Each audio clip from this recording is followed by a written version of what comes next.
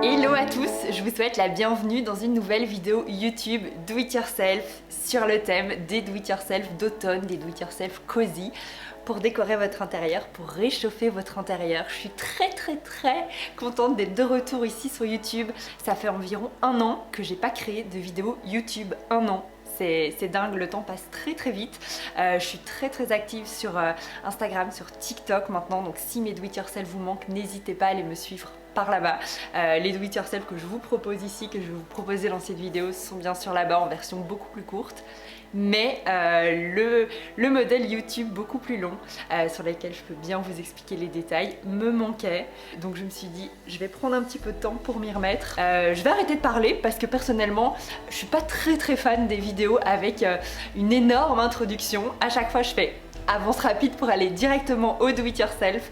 Du coup, sans plus attendre, je vais vous proposer 3 Do It Yourself sur le thème de l'automne que j'ai adoré créer et que j'espère vous aurez envie de reproduire. C'est parti! Pour commencer ce Do It Yourself, j'ai pris pas mal de cartons qui traînaient en bas. Je suis venue dessiner une forme de carton arrondi en arche, comme vous pouvez voir ici, qui va me servir de guide pour découper mes autres cartons, et je l'ai découpé très simplement avec mon cutter. Faites très attention quand vous utilisez cet outil, surtout si vous avez un nouveau comme le mien. Ne mettez jamais votre main de l'autre côté de l'endroit où vous allez couper, et surtout protégez bien votre plan de travail. Donc ça c'était mon modèle et je l'ai utilisé pour couper une quinzaine d'arches de la même taille. J'ai aussi découpé des petits carrés en carton qui vont me servir à donner plus de hauteur parce que j'ai pas assez de carton pour avoir une grande épaisseur simplement avec les arches. Alors ensuite je vais venir les coller avec mon pistolet à colle chaude. J'en mets un petit peu partout et je viens simplement coller une nouvelle arche au-dessus. Alors à chaque fois pour coller toutes mes arches, j'ai mis environ 3 arches. Et ensuite, je suis venue mettre un étage de petits carrés. J'ai remis 3 arches et puis de nouveau un étage de petits carrés pour que ce soit beaucoup plus solide. Alors une fois terminé, ça m'a donné ceci. Il y a une chose que j'ai pas bien faite, c'est que je n'ai pas bien aligné toutes mes arches. Du coup, je me retrouve avec des différences d'épaisseur. J'ai essayé de les raboter en utilisant un couteau à pain, mais ce n'était pas optimal, donc surtout alignez bien vos cartons. Alors après, je suis venue découper une longue bande de la taille de l'épaisseur de mon arche, et avec une latte ou une règle selon le pays où vous habitez, je suis venue faire des petits pliages pour pouvoir plier mon carton plus facilement. J'ai collé le tout de nouveau avec mon pistolet à colle qui va m'être très utile dans tout ce Do It Yourself.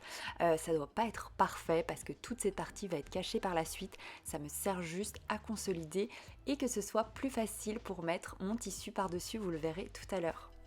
Donc ça y est, mon petit pouf arche commence à prendre forme comme vous pouvez le voir. Ensuite, j'ai pris une sorte de coton hyper épais comme ceci, on dirait un petit peu de la ouate. Et là, pareil, je suis venue calculer l'épaisseur de mon arche. Donc ça me donne un long rectangle que je suis occupée à découper juste ici. Utilisez bien des ciseaux pour couture, ce sera beaucoup plus facile. Et maintenant, je vais venir coller par-dessus, encore une fois avec mon pistolet à colle, ma ouate épaisse. Donc ça va me permettre de rendre mon pouf un petit peu plus confortable. J'ai pris le reste de mon tissu ouate molletonné et là je suis simplement venue faire le contour des 2 faces de mon arche que j'ai découpé également. Donc j'ai 2 faces de la même taille que je vais venir coller également avec mon pistolet à colle. Alors j'ai pas fait de découpe pour les pieds et pour l'intérieur parce que ça va pas servir à grand chose, donc je voulais pas gaspiller ma ouate. Pour recouvrir mon pouf, j'ai pris un plaid qui à l'intérieur avait un tissu bouclette. Je suis très fan du tissu bouclette pour l'instant. Donc je suis venue séparer les 2 parties et je vais utiliser le côté bouclette pour recouvrir mon pouf. Pour cette dernière partie, j'ai beaucoup cogité pour savoir comment j'allais faire parce que pour être honnête avec vous, je suis pas du tout douée en couture, en assemblage et tout ça. Donc j'ai trouvé que la manière la plus facile c'était de dessiner les contours de mon pouf tout simplement. Donc je me suis retrouvée avec 2 parties en U, donc en arche comme ici, avec 2 longues parties rectangulaires pour le haut et le dessous et 2 petits carrés pour les pieds. Au début je m'étais dit je vais essayer de les assembler avec des agrafes. J'ai testé mais ça tenait vraiment pas bien, donc je me suis dit je vais simplement venir les coudre à même le pouf. Alors pour les personnes qui sont couturières, j'espère que vous n'allez pas être en PLS en voyant ma vidéo, mais c'est ce que j'ai vraiment trouvé de plus simple. Donc ce qui est très important c'est de laisser quelques centimètres en plus afin d'avoir des raccords nécessaires pour coudre le tout ensemble. J'ai pris un fil, une aiguille et je les ai simplement cousu ensemble. Ce qui est très bien, c'est que c'est un tissu bouclette, du coup on voit pas du tout la couture. Et sincèrement, je suis plutôt étonnée du résultat qui rend vraiment très bien. Et là, vous devez tous vous demander, on peut vraiment s'asseoir dessus? Oui, je vous le confirme. Pour ce deuxième do it yourself, j'ai décidé de customiser une tasse en verre transparente, très sympa mais un petit peu simple. J'ai dessiné des petits fantômes sur ma tablette, j'ai pris un vinyle autocollant et permanent et voilà, je suis venue mesurer la taille de mes petits fantômes. J'ai utilisé l'application qui va me servir à utiliser ma machine à découpe. C'est une machine Cricut. Je vais pas vous refaire un tutoriel ici pour vous expliquer comment ça fonctionne, il y en a tout plein sur YouTube, mais simplement ça permet de faire des découpes assez précises et petites, donc ça c'est très pratique. Après vous pouvez, je pense, très bien réaliser ce do it yourself sans la machine et le faire chez vous avec votre cutter. Ici, ce qui est très satisfaisant, c'est d'enlever toutes les parties que je ne vais pas utiliser qui sont tout autour. Je dois aussi venir enlever les petits yeux. C'est assez précis, donc si on a beaucoup, ça prend pas mal de temps. Mais moi, c'était assez rapide. Donc mes petits fantômes sont prêts. Maintenant, je prends du transfer tape. Donc c'est un tape autocollant transparent qu'on vient mettre par-dessus et qui va nous aider à positionner les petits fantômes sur la tasse. Donc pour cela, je prends un petit outil qui me permet d'appuyer pour faire en sorte que mes fantômes collent bien au transfer tape. Je les dépose sur ma tasse et ensuite je viens avec le même outil frotter dessus pour que le petit fantôme adhère bien à ma tasse. Donc vous pouvez le voir, je n'ai absolument pas les vocabulaires des outils de Cricut, mais ça fonctionne très bien. Je suis assez contente du résultat. La seule chose, c'est que je me suis un petit peu foirée dans les mesures parce que mes petits fantômes sont beaucoup plus grands que ce que j'imaginais. Du coup, j'ai refait une seconde tasse avec les fantômes plus petits. En commentaire, laquelle des deux tasses vous préférez? Je les trouve hyper sympas. Ça me fait de nouvelles tasses pour Halloween. J'ai gardé le meilleur pour la fin, mon do it yourself préféré des trois. Vous vous souvenez le plaid que j'ai utilisé pour le premier DIY, il me restait un petit morceau et je me suis dit que j'allais l'utiliser pour réaliser des coussins citrouilles, vous l'avez bien compris. Encore une fois, j'ai séparé les deux morceaux pour ne garder que le côté bouclette, mais j'utiliserai très certainement l'autre côté pour un autre do it yourself. J'ai mon long rectangle de tissu bouclette que je vais venir plier en deux pour avoir deux rectangles. Ici j'en avais un petit peu trop, donc j'ai coupé une partie, mais c'est pas très grave parce que si vous avez trop de tissu, vous allez pouvoir le couper par la suite, donc ne vous inquiétez pas. Maintenant je vais venir coudre les deux côtés. J'ai simplement pris du fil, une aiguille et j'ai cousu ça vraiment à l'arrache. Je suis vraiment pas douée en couture, mais encore une fois, comme dans le précédent do it yourself, comme c'est du tissu bouclette, on va pas du tout voir la couture, donc no stress.